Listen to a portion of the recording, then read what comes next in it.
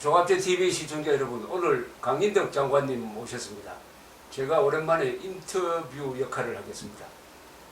우리 강인덕 장관님은 1932년생이시니까 원래 86이고 평양 고보를 졸업하시고 해병대에서 정보 분석관을 하시고 중위로 전역하셔가지고 1961년에 정보부, 지금 국정원의 전신인 정보부에 들어가셔서 지금까지 북한 문제를 전문으로 하시고 또 정보부의 북한국장 그리고 통일부 장관을 역임하시면서 지금도 현역으로 뛰고 계시는 명실공히 북한 연구 분야에 있어서 가장 원로되시는 분입니다. 뭐 여쭤보고 싶은 것은 요새 한반도 정세가 또 종전선언을 가지고 트럼프가 김정은에게 또 속느냐 하는 이런 골칫거리가 등장을 해서 머리가 붙이는 건데 어떻게 전망하십니까? 종전선언 문제에 대해서. 정정선언은 그 평화협정 체결하기 위한 그 전 단계라고 보는데 선언이라고 하지만은 이건 대단히 중요한 문제죠. 휴전에서 휴전협정이 완전히 폐기되는 그런 단계로 가니까 이렇게 되면 북쪽에서 주한미군 철수를 위한 명분을 완전히 얻게 되는 거 아닙니까? 따라서 정전선언이라는 것은 간단히 전쟁을 전결시킨다 이런 뜻이 아니고 북쪽에서는 전략전술상 이 주한미군 철수 문제로 가는 한가의 과정으로 보겠죠. 이런 의미에서 보면은 정전선언이라는 것이 우리에게는 대단히 중요한 의미가 있는 거죠. 근데 이것을 지금 4.17 그 판문점선언 거기서도 하기로 됐지만은 또 이 트럼프라는 사람이 이걸 또 6월 12일 날 싱가포르 그 회담 때 정상회담 때 그 4.27 판문점 선언을 그대로 인용하지 않았어요? 그렇기 때문에 트럼프로서도 자신의 정치적인 문제와 연결시켜서 이 문제를 협상할 가능성이 있죠. 그렇게 보면은 폼페오가 9월 달에 간다고 하는데 그 중에서 그때 아마 가장 중심적으로 논의될 문제가 이 종전선언 문제가 아닐까 그렇게 생각됩니다. 종전선언이 남북 간의 문서에 제일 처음 들어간 게 14선언이거든요. 네. 2007년 14선언에 종전선언을 추진한다고 돼 있었는데 그동안에 우리 이 보수 진영에서 왜 종전선언에 대해서 제대로 대비를 안 했습니까? 그러니까 종전선언에 대한 것이 아마도 우리로서는 미국에 의존한 한미동맹도 생각을 했겠지만 종전선언에 대한 종전이라는 데 대한 그 정치적 의미를 제대로 인식하지 못하지 않았는가 싶어요. 종전선언이 가져오는 그 후과가 얼마나 클 것이다.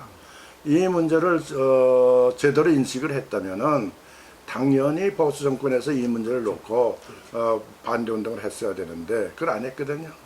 결국은 오늘날까지 그것이 연장선상에서 여기까지 간 거죠. 그러니까 노무현 정부 때 이 합의가 된 것이 이번에 또 새로운 문재인 정부가 들어서니까 그대로 인계되는 것이 아닌가. 근데 문제는 4.17 그 판문점 선언 같은 것이 이것을 완전히 법에 무슨 국회에 비준동의 한다고 하면은 이게 큰 문제가 되는 거죠. 나는 남북 간의 대화에서 가장 문제되는 것이 문서화라고 생각해요. 문서화할 때 북한의 기도를 제대로 알고 거기에 쓰는 용어들을 사용해야 되는데 그래서 순수한 의미에서만 우리가 생각하고 있거든. 예를 들면 민족이라든가 뭐 평화라든가 무슨 자주라든가 하는 그런 식으로 합의를 해주면은 문서화되면은 그 다음에 우리가 이걸 극복하기가 대단히 어려워지죠. 그렇죠. 그러면은 이 종전선언에 대해서는 2007년에는 그때 부시 대통령이 딱 선을 그었습니다. 핵 폐기를 하면은 종전선언을 할 수 있다. 그래서 보수 세력이 별로 걱정을 안 했는데 종전선언은 무조건 안 된다고 할 게 아니라 종전선언 할 경우에 조건을 제시해야 되는 거 아닙니까? 그렇죠. 그럼 그 조건을 뭐라고 제시할 수가 있습니까? 뭐 지금으로서는 우리가 가장 문제되는 게 비핵화가 아닙니까? 예. 그러니까 비핵화 문제가 반드시 선행 조건으로 논의가 돼야 되겠죠. 그 다음에는 이제 남북 간의 관계 개선을 위한 여러 가지 움직임들이 있어야 될 거 아닙니까? 나는 지금 종전선언이 됐을 때 그 후에 올 후과 가운데 가장 중요한 것이 나는 유엔 안전보장이사회가 채택하고 있는 제재 문제라고 생각하는데 여기에 구멍을 뚫리기 시작하면 곤란하죠. 막 이런 문제를 염두에 두고 종전선언 이후에 올 여러 가지 생각도 해야 되지 않겠나. 그런데 종전선언은 한국전을 끝낸다는 말인데 그러면은 북한이 불법 공유한 국군포로 6만 명을 돌려줘야 될 거 아닙니까? 그렇죠. 그거야 국적에서 안 하겠죠. 문제는 안 하더라도 요구를 해. 뭐 요구를 해야 돼. 그래요. 지금까지 우리가 납치자 문제를 얘기할 때 포로 문제를 얘기한 적이 없죠. 거의 나는 이런 문제가 종전이 된다고 하면은 포로도 남긴 거 뭐 자의적으로 남겼다고 자기들이 얘기할지 모르지만은 그건 돌려줘야 되겠죠. 네, 이런 문제를 전부 다 표면상에 얘기해야 될 거 아닙니까? 특히 이 종전선언이 될 경우에 올 여러 가지 후과 문제에 대해서 아주 깊이 스타디를 하고 얘기를 해야 될 것 같아요. 비핵화 문제뿐만 아니고. 그러니까 우리 정권은 그동안 우리 정권이라기보다는 우리 보수 세력은 이거에 대해서 무대책이었습니다. 그 이유가 무조건 반대만 하고 이제 그 이유가 간단했죠. 미군이 있는데 뭐 미국이 이런 알아서 해주겠지 이렇게 된 거죠. 그렇죠. 그러니까 우리 자위 역량이라고 할까 이런 것들을 생각 안 하고 그래서 미군이 있으니까 문제가 없겠지 이런 생각이죠. 그러니까 심지어 핵 문제도 미국이 알아서 해줄 그렇죠. 거다 해놓고 종전선언 문제는 바로 우리의 문제인데 그렇죠. 거기에 대해서 아무 대책도 전제 조건도 말하지 않고 게다가 지금 문재인 정권이 들었으니까 전제 조건 일체 이야기하지 않고 종전선언에 들러리 서고 있는 거 아닙니까? 나 종전선언 되면 이제 제일 그 정면에 나오는 게 유엔군 문제라고 생각해요. 예. 유엔군이라는 한국전에 참가한 거 아닙니까? 예. 하는 유엔군이라는 게 해체돼야 되겠죠. 유엔군 모자를 벗어야 되겠죠. 또 유엔군의 모자를 벗는다고 할 때는 그 우리를 지원해줬던 16개 참전국의 문제가 전부 없어지는 그 문제죠. 그래서 한미 동맹 가지고 이걸 해결할 수 있다고 자꾸 생각하고 있는데 이렇게 된 한미 동맹 문제로 가지고 하려면 이 분쟁 같은 것이 남북 간의 전쟁 상태가 벌어질 때는 여러 가지 절차 문제가 나올 거예요. 근데 지금 유엔군이 있다는 것은 자동적으로 가능한 것이 아닙니까? 이러한 것이 전부 다 성략된다고 할까?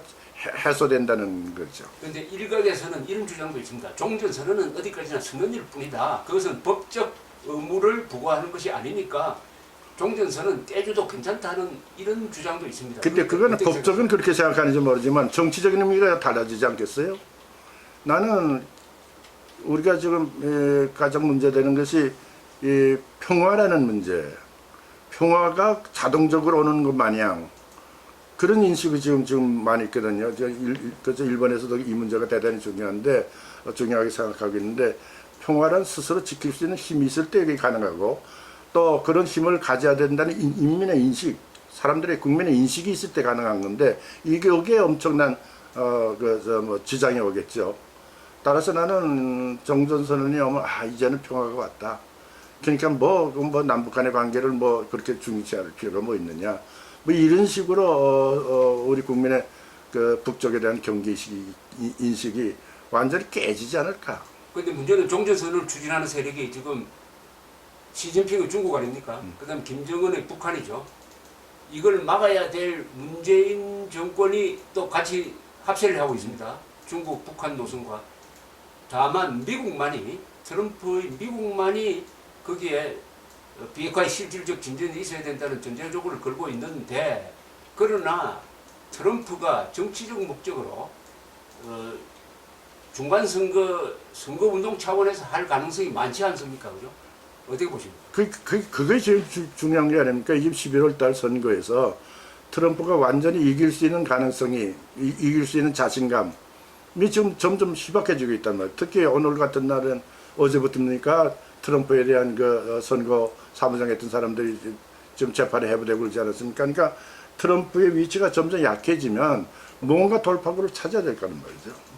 그럴 경우에 이 북한과의 김정은이와의 또 회담, 정상회담의 결과 이만큼 비핵화를 위해서 뭐 진전이 되든가 뭔가 뭐 진행되고 있다든가 이런 것을 미국 국민에게 보여줘야 될 텐데 이렇게 되면 트럼프가 이 막연의 조건으로 이걸 사용할 수가 있을지 모르죠. 이렇게 되면은 주변이 다 종전선언에 대해서 다 합의하는 결과가 되지 않겠습니까?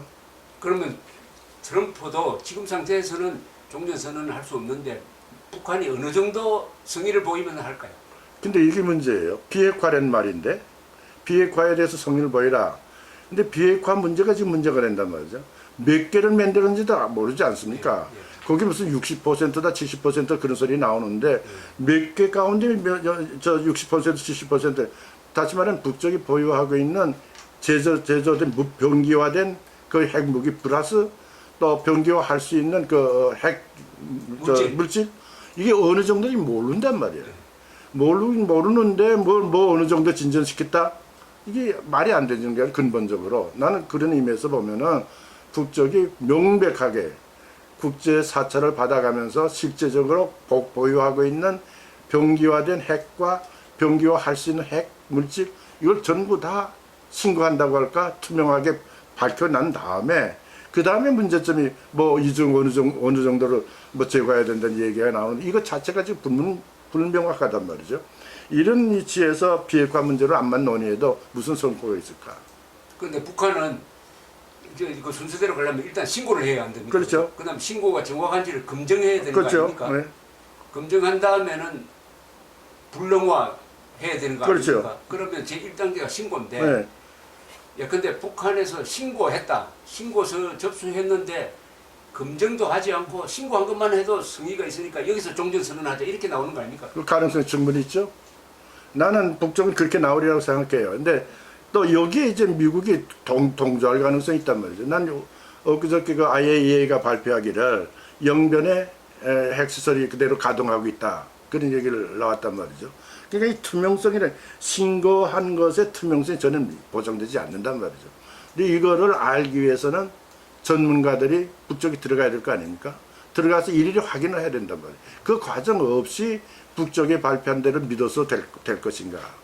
나는 이것이 우리 생각인데 아마 트럼프로서는 아까 신고 그것만 해도 중요하지 않느냐. 이만큼 나왔다는 게 얼마나 다행인가. 이렇게 해서 마치 우리 한미 합동훈련 대가를 주는 것 같이 이런 식으로 가기 시작하면 종전선언은 거저되는 게 아니겠어요? 그럼 종전선언이 되었다고 할 때 종전선언을 하면 아주 드라마틱하게 할 텐데 시진핑, 김정은, 문재인, 트럼프 이 네 사람이 뭐 유엔 총회에서 하든지 해가지고 일단 굉장한 뉴스거리를 만들어낼 수 있을 거예요. 그렇죠. 예. 그 다음에 어떻게 됩니까? 그 다음에는 평화협정으로 가자고 그러겠죠. 또 북쪽에서는 자 정전이 됐으니까 전쟁이 끝나지 않았냐. 평화시대가 왔으니까 미국 여기에 남아있을 필요가 뭐 있느냐. 주한미군 철수운동으로 가겠죠. 맞아는 반전 평화 그리고 반미 미군 철수운동 이쪽으로 연결시키겠죠. 이게 한 과정이라고 봐요. 나는 주한미군을 철수시킬 수 있는 과정에서의 첫 단계가 지금 정전이 아닌가 싶어요.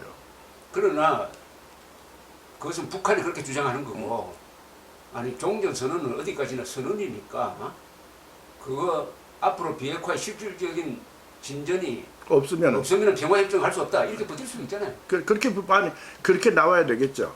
그렇게 나와야 되겠는데 이 정치적 환경이 자꾸만 그쪽으로 가게 되면은 이게 문제가 되는 거죠. 예를 들면은 아무리 법적으로는 그게 선언은 선언이지 무슨 협정도 아니고 그거 지킬 필요가 뭐 있냐.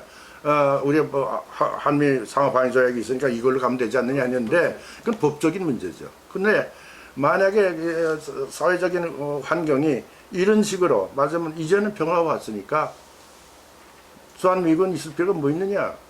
축소하자든가 뭐 우리가 무슨 군사력을 증가시킬 필요가 뭐 있느냐.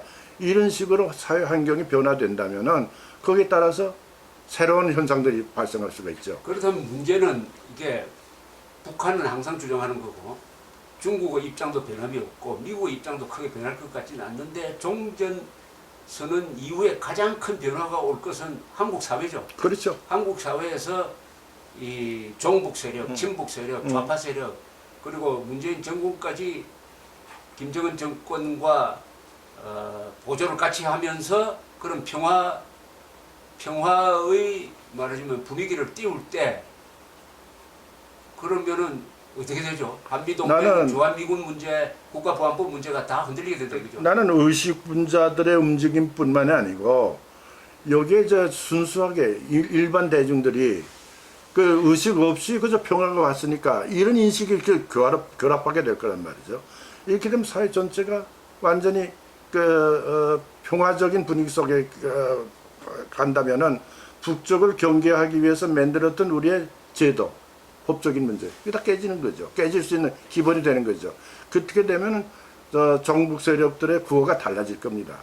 지금보다. 예를 들면 반국법 국가보안법 해체 정도가 아니고 미군 출사라는 문제 나오겠죠. 네. 지금 뭐 미국 대사관 앞에서 뭐 시위하는 사람도 있는데 뭐 노골적으로 이렇게 나오게 되면은 미국으로서도 골치 아플 거란 말이죠. 이거 이런 상태에서 남아서 되느냐? 그렇지 않아도 트럼프는 뭐 한국에 주둔하고 있는 게 비용이 많이 든다 어떻다 얘기를 하는데 그래서 한미 훈련도 돈이 많이 들어서 안 하겠다고 얘기할 정도가 되는데 이렇게 되면 주한 미군의 문제도 미국에서 소극적으로 대할 수 있는 그런 경우가 되겠죠. 또 이런 분위기가 되면은 그 골치 아픈데 우리가 뭐 남을 필요가 뭐 있냐? 예를 들면 베트남 같은 게 대표적인 거 아닙니까? 그렇게 되면은 미군의 한국에 대한 관심이 줄어들 수가 있죠. 문제는 미국의 기본적인 정책이 전략이 중국과의 관계, 패권을 억제하기 위한 전략이기 때문에 그런 그 미국의 군사적인 전략, 세계 전략 속에 한국이 차지하고 있는 위치가 전략적으로 어느 정도 중요한가, 여기에 대한 평가가 나와야 되는데 그걸 중요하다고 생각해서 우리에게 지원도 하고 우리와 동맹 관계를 유지하고 있는데 한국 내에서 이런 운동이 시작되게 되면은 이거 골치 아픈데 여기 뭐 꼭 의지할 필요가 뭐 있느냐. 뒤에 일본이라는 거대한 그 기지가 있지 않느냐. 이쪽에 통합하면 되지 않겠는가 할 때는 한국에 대한 미국의 전략적인 평가가 떨어지겠죠. 나는 이렇게 되면은 나는 정치적인 문제보다도 먼저 올 것이 경제라고 봐요. 언제나 사회가 불안하면 먼저 빠져나가는 게 돈 아닙니까? 이게 우리 경제가 어떻게 될 것인가. 나는 정전선언이 될 때 우리 주가가 어떻게 변화될 것인가. 또 투자가 어떻게 변화될 것인가. 이거를 생각해야 된단 말이에요. 이걸 생각해보면 경제가 무너지기 시작하면 이거 큰 문제죠.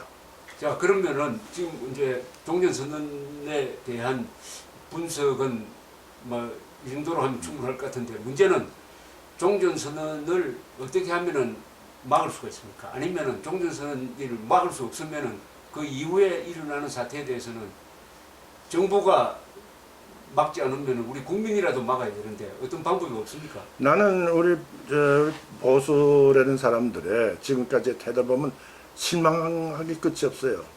왜냐하면 이게 구체적으로 어떤 논리로 이걸 반대해야 된다든가 반대할 수 있는 그런 집단을 어떻게 조직한다든가 이런 전략적 구상이 저는 없단 말이죠. 그러니까 나는 그런 현상이 올 때 우리 보수파들이 정부가 안 한다고 그래도 우리의 그 역량이 얼마나 큽니까? 우리 힘이 보수파 힘이 얼마나 우선 우리의 제도가 완전히 이건 뭡니까 이 경제적인 인류가 창조한 보편적 가치에서 형성된 우리의 그 제도 아닙니까? 이 힘 이거를 결집시켜 갈 수 있는 이 힘 가지고 북쪽을 보고 이 힘 가지고 지금 정국 세력들이 주장하는 이것을 대항할 수 있는 그런 논리화, 집단화, 행동 이런 것을 조직할 수 있는 그런 방향으로 움직여줘야 되겠죠. 근데 이거는 단신다에 안 된다 하더라도 소그룹 활동을 많이 만들어 가지고 대항할 수 있는 그래서 젊은이들에게 현실을 인식시키는 그런 노력이 절대적으로 필요하겠죠. 지금 우리라면은 자유진영이고 대한민국 헌법을 지키는 세력이고 자유민주 세력이라고도 볼 수가 있는데 현실적으로 권력을 갖고 있지 않습니다. 다만 언론은 언론 자유가 있으니까 언론을 통해서 국민들을 각성시키는 방법이 있겠죠. 그게 제일 중요하죠. 언론이 살아있으면은 국민을 교육시킬 수 있는 기반이 되는 거거든요. 언론이 죽으면 다 끝나는 거죠. 근데 다행히 우리나라는 이 언론 자유가 아직 보존되어 있으니까 지금 얼마나 많은 방송국이 있습니까 지금? 뭡니까 공중파 말고도 종편이 언론이 많아요. 거기다 또 SNS가 많지 않습니까? 이제는 오늘날에 우리가 갖고 있는 우리 사회가 갖고 있는 문화적인 기기 전부 언론에 동원할 수 있는 거 아닙니까? 그래서 이 언론이 살아있으면은 국민을 인식시킬 수 있고 아무리 전국 세력이 뭘 한데도 또 그에 대항할 수 있는 그런 힘을 키워낼 수가 있단 말이죠. 따라서 이 언론이 살아있어야 되는데 지금 솔직한 얘기죠. 우리 언론에 대해서 난 그렇게 뭐 좋게 평가하지 않는 사람이에요. 근데 다행히 한두 개 지금 언론은 자기 역할을 하고 있기 때문에 더구나 우리 조갑수 선생과 같은 SNS에서는 많은 활동들을 하고 있는데 이렇게 해서 언론을 키워가지고 이거 가지고 우리 뭐 법적인 문제도 대항할 수 있는 것이고 정부에 대한 비판 세력도 키워낼 수 있다고 생각해요. 그렇게 하려면은 제일 중요한 게 북한의 대남 공작이 성공한 게 민족 반역 세력이면서도 민족의 챔피언으로 위장하는 데 성공한 거 아닙니까? 그렇죠. 예. 그러니까 민족이라는 이름이 잘못 쓰이고 있고 평화, 자주, 민주 이런 게 전부 다 잘못 쓰이고 있는데 예. 이 용어 문제를 어떻게 해야 됩니까? 이게 저 큰 문제예요. 저는 1972년에 칠서남북 공동 발표할 때부터 자주 평화 민족적 대단결이 가지는 정치적 의미가 뭐냐. 자주의 정치적 의미, 평화의 정치적 의미, 민족적 대단결, 통일전선 문제 이걸 걱정한 사람인데 이게 언어, 북쪽의 언어 장난이란 말이죠. 그래서 스탈린이 얘기하는 언어학적 재문제인데 이 언어를 명백하게 우리 국민이 인식할 수 있도록 북쪽이 사용하는 민족은 뭐고 북쪽이 사용하는 민족은 간단하지 않아요? 김성 민족을 얘기하는 거 아닙니까? 자주 이건 미국 나가라는 소리 아닙니까? 평화는 남한의 군사력 하지 말고 북쪽과 뭡니까 화해 하자는 거 아닙니까? 민족적 대단결 이것도 마찬가지죠. 반미적인 사람, 돈이 있는 사람이건 없는 사람이건 이런 사람들 합해서 북쪽이 생각하는 통일 문제에 협력하는 이런 통일전선 문제이기 때문에 이런 용어에 관한 명확한 인식을 우리 국민이 알아야 되는데 여기 좀 애매하단 말이죠. 그때마다 사회 변화에 따라서 정세 변화에 따라서 북쪽이 묘하게 거기에 맞춰서 가고 있거든. 근데 거기에 또 동조하는 것이 우리 종북 세력들의 예를 들면 판문점 선언 속에 포함되어 있는 용어를 봐도 그렇고 또 6.12 뭡니까 싱가포르 한미 미국과 북한의 그것들 봐도 그렇고 그러니까 이 언어의 문제를 용어의 문제를 우리가 분명히 국민들에게 깨우칠 수 있는 그런 교육이라고 할까? 이걸 만들어내야 되겠죠. 지금 제일 잘못 쓰여져 있는 용어가 한반도 비핵화인데 한반도 비핵화하고 북한의 비핵화가 같은 줄 그거 착각하고 어떻게 있죠. 차이가 있습니까? 한반도 비핵화라는 거는 분명하지 않습니까? 우리만 갖고 있는 것이 아니라 남한의 미군도 핵을 갖고 있고 핵우산이라는 것도 이게 다 마찬가지 아니냐. 적대 세력, 적대 의식, 적대 행위. 예를 들면 북쪽에 미국의 잠수함이 여기 들어온다. 그게 핵을 가지고 있는 것이 아니냐. 여기까지 포함시킬 거란 말이죠. 그러면 지대, 한반도 지대의 비핵화뿐만 아니라 나아가서 좀 더 범위가 넓어지겠죠. 그러니까 우리와 한미 동맹 관계 때문에 동맹 관계에 의해서 움직이는 미국의 선박, 여기 함정, 여기에 있는 핵 문제까지 전부 포함시켜야 된다면 이게 엄청난 문제가 나오는 거죠. 그러니까 한반도 비핵지대화뿐만 아니고 그 주변에 활동하고 있는 미군의 움직임까지도 전부 다 중단시키는 그런 결과가 나오는 거죠. 그러니까 쉽게 말하면 한미동맹 해체를 의미하는 거죠. 그렇죠. 그다음에 주한미군 철수 이야기하고 해구산 폐지하는 거고. 심지어 일본에 대한 해구산 폐지도 포함된다고. 그렇게 되면 범위가 점점 넓어지죠. 근데 일본에 대한 것은 아무리 북전이 얘기해도 그럼 통하지가 않을 것이 그건 일본과 미국과의 관계고 일본이 응할 리가 없는 거고 문제는 한반도 지대의 비핵화라는 말로 이제 범위를 좁힐 수가 있겠죠. 그런데 여기에 이제 문제되는 건 한미 동맹 군사 동맹에 의해서 왔다 갔다 하는 그 미국의 함정이 진해에 온다든가 부산에 온다든가 이것도 안 되게 되겠죠. 동해바다에 항공모함이 와도 안 될 거고 전부 다 북쪽이 걸으면 코걸이면 귀걸이면 그렇게 되겠죠. 이렇게 북쪽이 마음대로 해석해서 제 멋대로 해석할 수 있는 그 용어 이걸 북쪽에 허용해서는 안 된다니. 더구나 이것이 문서화돼서는 안 된다는 거죠. 그런데 최근 문서가 4.27 판문점 선언인데 네. 제가 그걸 쭉 읽어보니까 아주 우리 한국어로는 생소한 단어도 많이 들어가 있고 뭐 민족 혈맥을 잇는다든지 민족적 화해, 뭐 민족적 단결, 민족의 중대사 그리고 자주통일 원칙. 우리는 자유통일이지 자주통일 원칙이 아니잖아요. 그래서 나는 이거는 기초안을 북쪽에서 쓴 것이 아니냐. 거기에 우리 문재인 정부는 그냥 형식적으로 고치기만 한 거 아니냐. 이거 필자가 저작권자가 북한이 아니냐 하는 생각이 들었습니다.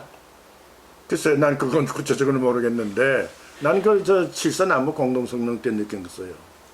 칠사나무 공동 3대 통일원칙 만들 때, 이게 바로 북쪽이 요구하는 그 용어구나. 그래서 그때 제가 국장할 때인데, 위에서 결정하는 거기 때문에 아무리 우리가 노해도 통과되고 말았는데, 지금 그런 용어가 이제 일반화되지 않았어요, 우리 사회에서도. 보통 사람들이 지금 그렇게 쓰고 있단 말이죠. 심지어 뭡니까, 이 엔카들도 그렇게 쓰고 있어요. 비핵화, 한반도의 비핵화 문제와 북한의 비핵화 문제가 이거 이제 혼돈되는 거죠. 그 용어를 제대로 알고 의미를 제대로 알고 쓰는 것이 아니라, 그러니까 텔레비에 엔카가 그런 쓸 정도가 됐으니까, 나는 이건 북쪽 결수 우리 정부 사람들이 받아줬다 그런 것보다도 우리 분위기 자체가 한반도의 우리 남한의 우리 한국의 분위기 자체가 용어로 혼돈하는, 그 무의식하다고 할까 무지하다고 할까 그렇게 사용하는 것이 아닌가. 그 4.27 선언에 처음 나온 것 같은데, 민족의 중대사를 남북 정상이 수시로 통화를 하면서 논의한다 이런 말이 들어가 있는데, 민족 중대사가 뭡니까? 민족 중대사가 모르죠. 한반도 전쟁이 일어나는 문제를 얘기하는 건지, 아니면 북쪽에서 무슨 경제적인 고난이 왔을 때 지원하는 문제가 될지, 자연적인 재해가 될지 그건 모르겠죠. 그러니까 해석하는 데 나름 되겠죠. 주로 나는 전쟁 문제라고 생각하고, 미군의 군사적인 개입 문제 이런 걸 논한다, 그게 아닐까 싶어요. 그러면 민족적 대사변 그런 표현을 썼잖아요. 그 과거에 썼죠. 그게 무슨 뜻이죠? 완전 그냥 반민운동이죠. 통일을 위해서 반민족 해방 전쟁 그런 얘기죠. 그러니까 올해를 민족적 대사변의 해로 만들겠다 이랬잖아요. 그렇죠. 그렇게 했죠. 그렇죠. 신년사에서. 네. 그럼 올해를 반미 철수운동. 반미의 결정적 해로 만들겠다 그렇죠. 그런 뜻입니다. 그런 뜻이죠. 그러면 민족적 대사변은 반미를 의미한다. 지금 북쪽에서는 민족이라는 용어는 명백하게 반미죠. 민족 해방 투쟁 아닙니까? 김일성이가 명백히 규정을 했어요. 통일은 뭐냐? 통일은 김일성이 명백했죠. 통일은 두 가지다. 반미 민족 해방 투쟁 동시에 사회주의와 자본주의, 혁명과 반혁명 사이의 날카로운 계급 투쟁이다. 여기서 민족 문제 다할 때는 완전 민족 해방 투쟁을 얘기하는 거죠. 이걸 북한에서 민족이라 하면은 반미라는 말이 그렇죠. 포함되어 있다고. 포함된 모든 말에 그죠? 모든 말이죠. 모든 말. 민족적 대단결이라는 말도 마찬가지예요. 우리 반미를 하기 위해서 우리 민족끼리 단결하자, 자주적으로 단결하자 이 뜻이죠. 그러니까 이런 정치적 의미를 사용하지 못하도록 풀어쓰던가. 그렇죠. 예를 들면 우리가 남북대화 할 때 제가 당면했던 것이 합작이라는 용어예요. 합작. 네. 국공합작 아닙니까? 그렇죠. 좌우합작이죠. 좌우합작이죠. 네. 그걸 북쪽에서 김수영이가 쓴단 말이에요. 네. 그래서 내가 제 스승이 고등학교 때 저 선생님이 북쪽의 대남 전략 책임자로 나왔기 때문에 이경석 선생이라고 물어봤죠. 선생님 합작이라는 용어가 뭡니까? 그랬더니 합작은 합작이지. 아니 그 풀었으면 안 됩니까? 어떻게 서로 힘을 합쳐 일하는 거 합동 작업 그 풀었으면 안 됩니까? 그래서 안 되지. 왜 안 됩니까? 총비 김수영이죠. 총비 동지가 사용하는 합작에는 합작이 가진 정치적 의미가 있는데 그건 합작이라만 나타난다 이거예요. 합작이라고 얘기할 때만 총비 동지 김수영이가 생각하는 정치적 의미가 드러나기 때문에 이걸 풀었으면 안 된다는 거예요. 이게 문제죠. 그러니까 민족이라는 말도 마찬가지죠. 김일성 민족을 얘기하는 거죠. 또 민족 문제를 주동적으로 해결하자, 민족적 대사변을 우리가 맞이하자 할 때는 이건 민족의 자주성, 이건 반미, 미국 철수 이런 의미가 거기에 포함되는 거죠. 그러니까 돈 가진 사람이나 안 가진 사람이나 통일을 위해서 뭘 하자 할 때는 이거 전부 다 자주적으로 뭘 하자 이런 얘기가 되겠죠. 그러니까 북쪽에 쓰는 용어 가운데는 전부 다 정치적 의미가 들어가 있는 거죠. 그런데 북쪽에서 그런 용어를 총 집대성한 게 북한 노동당 교약에 나와 있는 말하자면은 한반도 전체를 주체 사상화. 사상화 하기 위해서는 음. 민족 해방 민주주의 혁명론이다. 민족 해방 민주주의 혁명 노선으로 가야 한다 할 때 민족 해방은 뭐고 민주주의 혁명은 뭡니까? 그건 명백한 거 아닙니까? 민족해방이라는 한반도는 한남한은 남한은 미식민지화했기 때문에 네. 식민지 무슨 해방이 어떻게 돼요? 그 미국을 쫓아낸다. 미국 쫓아내라. 민주주의라는 거는 민주주의. 단순한 민주주의가 아니라 뭐 해방 당시에는 우리가 반봉건 민주주의 혁명이라는 말을 썼는데 지금은 그 단계가 지났다. 이전 남한에는 거대한 기업도 생겼고 프롤레타리아도 많이 생겼다. 노동자도 엄청난 힘이 있으니까 이 힘을 가지고 민주주의를 실현하는 어떤 민주주의? 그 위에다 붙이는 되는 거죠. 인민민주주의. 네. 인민민주주의 실현하자. 어떤 다른 사람은 민중민주주의라는 말도 쓸 수 있고 민중이 뭐의 약자죠? 북한식으로. 인민대중의 준전 인민. 인민이라는 말 자체가 계급적 성격이거든. 그렇죠. 이게 국민과 다르니까. 그렇죠. 그러니까 인민은 말하자면 자본가에 의해서 압제당하는 사람, 그렇죠. 인민이라고 부른단 말이죠. 그러니까 인민의 계급적 성격 이것을 나타내는 인민민주주의 혁명. 여기서 얘기하는 민주주의 혁명이라는 건 단순히 우리가 생각하는 자유민주주의, no, 인민민주주의죠. 인민민주주의 핵심은 뭐죠? 그게 뭐 반자본투쟁이죠. 계급투쟁을 통해서 자본주의 체제를 뒤집어 엎는 거죠. 계급투쟁의 주체는 뭡니까? 지금 노동조합이죠. 노동조합. 노동조합. 그렇죠. 네. 그러니까 우리나라의 노동조합이 이건 1970년대 우리가 중화공업 단계로 넘어갈 때 이때부터 이 말이 나오기 시작했단 말이죠. 그때 이미 제5차 당대회가 70년에 끝나는데 그때 그 북쪽에서 논리가 나오게 된 남조선 혁명에 관한 논리가 뭔가 통일 문제는 혁명 문제는 남조선 인민의 문제다.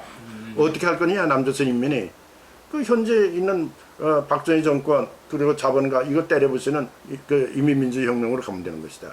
이렇게 하기 위해서는 돈 있는 사람 없는 사람뿐만 아니라 조그만 조직 큰 조직 경제투쟁 정치투쟁 전부 다 합해서 반체제 투쟁으로 연결하라. 그래서 인민민주주의 혁명으로 가라. 통일 문제는 이건 남북한의 문제이기 때문에 우리가 간섭해야 되겠다. 통일 문제는 남쪽의 문제가 아니라 남북한의 문제이기 때문에 통일 문제 논할 때는 반드시 우리가 개입해야 되겠다. 이를 논리로 이제 70년에 바꾸는 거죠. 그러니까 여기서 얘기하는 소위 주체사상화. 주체사상이라는 게 딴 거 아니지 않아서 김일성의 주체를 얘기하는 거죠. 그러니까 이게 민주주의 혁명이라는 게 인민민주주의 혁명을 얘기하는 거죠. 그러니까 그 시대의 변화에 따라서 그 전술적으로 민주주의는 위에 붙이는 용어를 얼마든지 붙일 수가 있는 거죠. 그럼 지금 말하면 민주주의 혁명은 인민민주주의 혁명이죠. 인민민주주의 혁명이든 민주주의 혁명은 북한이 말할 때는 그것은 남한에서 노동자 특히 노조가 주도권을 잡는 사회를 만들겠다. 계급투쟁이죠. 계급투쟁을 통해서 반자본주의적인 사회주의 혁명으로 가는 길을 노동자가 기업의 주인이 되는 겁니까? 그렇죠.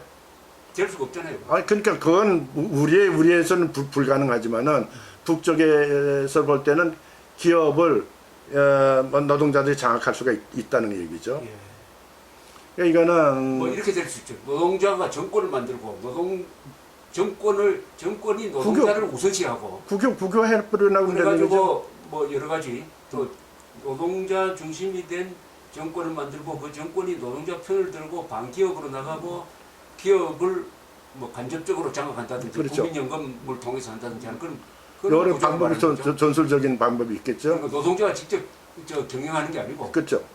간접 방법으로. 그러니까 정권 자체가 노동 정권이 되면 되는 거죠. 예. 요새 흔히 김문수 씨 같은 사람은 문재인 대통령은 민노총 정권이라는 이야기를 하는 게 바로 그렇죠. 그런 의미가 그렇게 되면은 요새 나오는 것 가운데 토지 공개론 같은 거 나오잖아요. 예. 이게 마주 사회주의적인 나는 지금까지는 사회주의적이라는 보진 않아요. 사회민주주의적인 것들 의미를 띈 것 같은데 이것이 점점 발전되게 되면 북쪽에서 얘기하는 인민민주주의적인 성격으로 가겠죠. 예. 자 그러면은 이게 경제 구조가 고도화된 데서 사회주의 운동을 하다가 보면은 그 경제가 워낙 성숙돼 있으니까 그게 자력처럼 알려가지고 통력혁명을 포기하고 사회민주주의로 가는 경향이 유럽에 있지 않습니까? 그죠? 사회주의로 가다가 사회민주주의로 가는. 그렇죠. 이 문재인 정권이 그렇게 될 가능성은 없다고 봅니까? 나는 그 충분히 예상할 수 있는 이거는요. 제1 인터내셔널 마르크스주의 때 제2 인터내셔널 가잖아요. 수종주의로 간 베르는슈타인이 수종주의로 간단 말이죠. 이건 노동조합이 혁명의 주체가 돼서 반자본 투쟁으로 가리라고 생각했는데 그렇지 않고 타협을 해버렸단 말이에요. 자본. 지금 한반도는 그렇게 안 갈 수 없는 상황이 됐잖아요. 그러니까 어떻게 보면은 사회주의적인 정권이 아니고 사회주의적인 정책이 아니고 사회민주주의적인 정책으로 이 변화될 가능성이 없는 건 아니죠. 이렇게 되면은 나는 북쪽이 또 지금의 체제를 버리고 완전히 일당 독재 체제 버리고 특히 김정일의 세습 체제가 없어지고 그래서 뭡니까 이 조선노동당의 일당 독재가 없어지고 북쪽도 우리 지금 시장 원리로 완전히 전환된다면 이렇게 얼마나 타협이 가능하겠죠.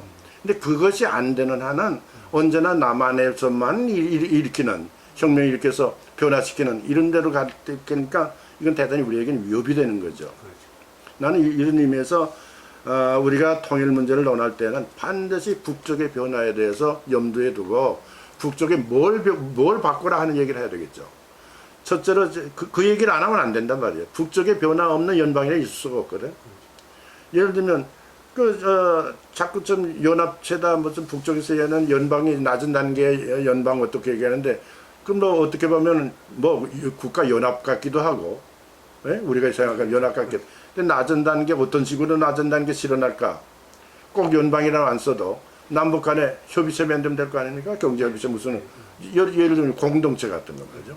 이렇게 만들어가면서 남북 간의 관계를 자기들이 원하는 대로 끌어가려는 이런 과정으로 생각하는 것 같은데 대단히 어려우리라고 봅니다. 나는. 왜냐하면 우리의 기반이 너무 커요. 북쪽이 제 멋대로 할 수 있을 정도의 우리의 경제적인 게 아니거든. 따라서 나는 우리 젊은이들이 이 인류가 창조한 보편적 가치를 기준으로 해서 북쪽을 보면 간단하게 북쪽의 체제를 비판할 수가 있다고 봐요. 근데 이것이 자꾸 약화된단 말이죠. 그렇게 보려고 하지 않고 뭔가 자꾸 왜곡된 편향된 그런 각도에서 북쪽을 자꾸 보려고 하는데 이걸 어떻게 우리가 교육시켜서 젊은이들로 하여금 변화시킬 것인가. 다행히 나는 우리나라 젊은이들이 인류가 창조한 보편적 가치 속에서 시장 원리 속에서 자유, 민주주의, 인권, 시장 원리, 뭐 법에 의한 지배 이런 걸로 생성해 왔고 자라났단 말이야. 성장이 자라. 그러니까 이것을 그 북쪽에 아무리 공작을 해도 난 무너지지 않으리라고 보는데 이 너무 기반이 강해서 따라서 지금 운동권 사람들도 이 기반을 분명히 알고 자기들이 할일을 해야죠. 만약에 이걸 일거에 뒤집어 엎을 수 있다고 생각한다면 그건 난 환상이라고 생각해요. 그러니까 오늘 판사 한 사람이 고영주 변호사가 문재인 씨는 공산주의자다라고 한 발언은 무죄다. 네. 이것은 공산주의자인지 아닌지는 법정에서 가릴 수 없고 이것은 정치적으로 가려야 한다.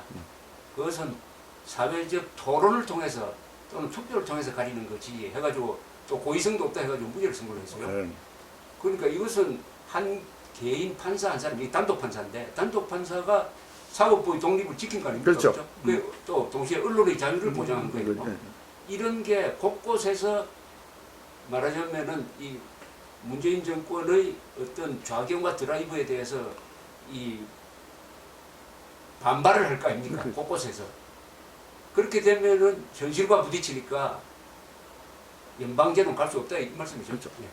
예를 들면 지금 뭡니까 최저임금제도 마찬가지 아닙니까? 그렇죠. 52시간 시간제도 문제고 이거 지금 저항에 부투치고 있는 거 아닙니까? 현실적으로. 시장의 저항이죠. 그렇죠. 시장의 저항이란 말이죠. 이걸 인위적으로 극복할 수 있느냐? 그게 안 되죠. 인간 사회라는 게 그렇게 단순하게 뭐 무잘르듯이 잘라지는 게 아니지 않습니까?